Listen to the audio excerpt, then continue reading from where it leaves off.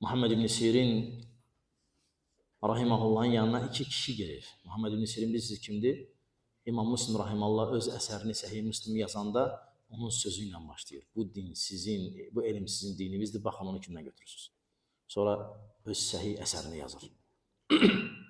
Muhammed İbn Sirin yanına iki dənə kişi gelir.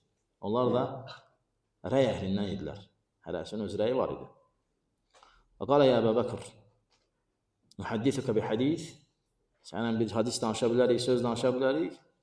Qala la, dedi yox. Qala, və nəqra aleykə ayətə min kitabillah.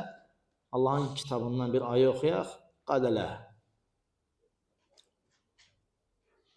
Qala la, dedi yox. Dedi ya onlar dururlar buradan, ya onları məzun duracaq. Aydındır? Ya onlar dursunlar buradan, ya da onları mən özüm duracağam və ya mən özüm duracağam. Yəni Muhammed İbn Sirin onlarla danışardı səhərə kimi. Ama danışmadı.